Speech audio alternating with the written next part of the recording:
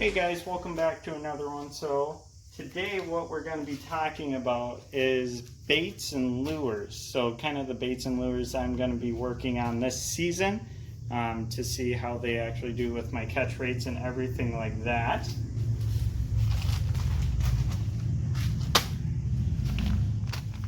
So we'll go ahead and grab them out here for us.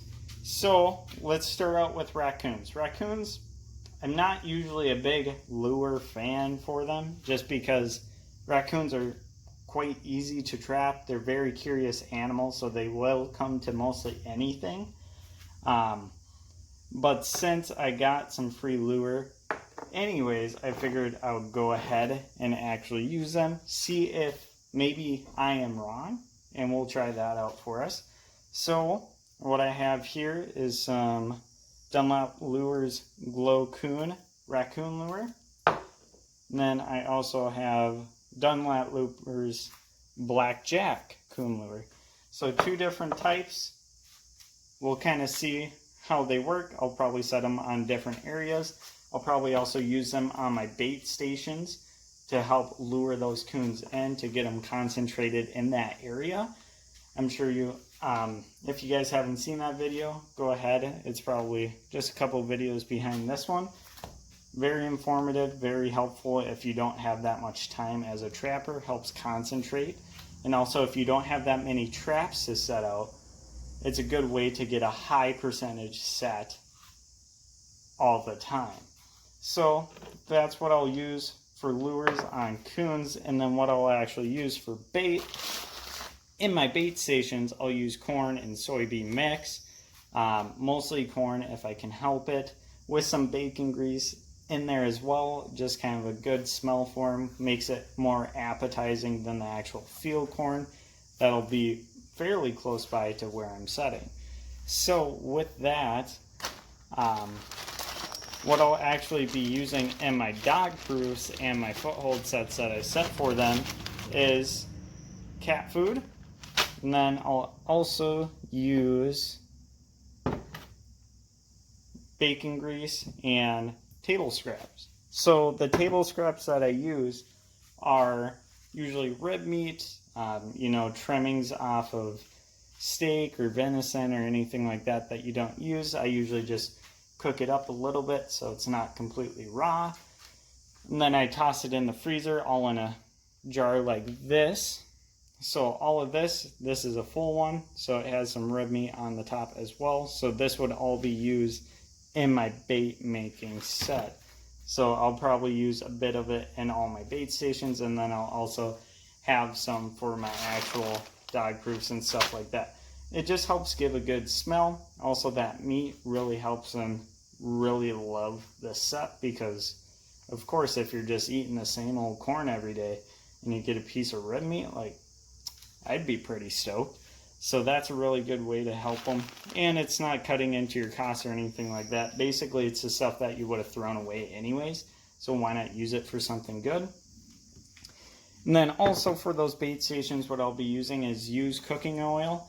So like when I would fry up chicken or anything like that, all that oil that would have just been tossed away anyways, go ahead and freeze that, because that is a good taste for them.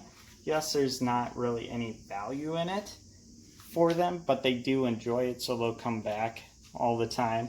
So a good place to put it is by those bait stations or anywhere that you think might be kind of a raccoon area. Dump it down, see if anything comes around, because it's just used cooking oil, so it's not like it really matters.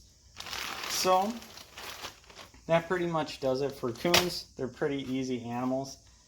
And then for coyotes, kind of the main other thing that I'll be going after. Not really going to be going after foxes because values aren't too good right now and we don't have very high populations where I live. So no real point in trapping them, and since their populations are so low, because coyotes are very high in populations right now, there's no point in going after them when the coyote that I could have set that trap for is worth 2 to 3 times more or even more. So what I'll actually be using is the tried and true Dunlop Lures Hellfire lure. Very good long call. You can very very well smell it. That's why they put it in a bag, and then I put another bag on it, just to double bag it, kind of seal in that smell so I don't have to smell it all the time. And then the other lure that I'll be using is the Death Coyote Gland lure from Dunlap's. So kind of a couple different options. I have more of this in the back. This is just kind of the sample selection I have here. And yeah, I'll probably just be sticking with those two for now. You know, in my area, I don't feel like I need to branch out too much, especially until I see how these perform. Say maybe the Hellfire works very well, but this Death Coyote Gland doesn't work. I'll just stop using it. I'll find something else to try to keep it mixed up. You don't want to use Hellfire on everything, because if something were to happen and that trap hits off and it doesn't catch that coyote's gonna know, oh, that smells probably not a good thing to go next to.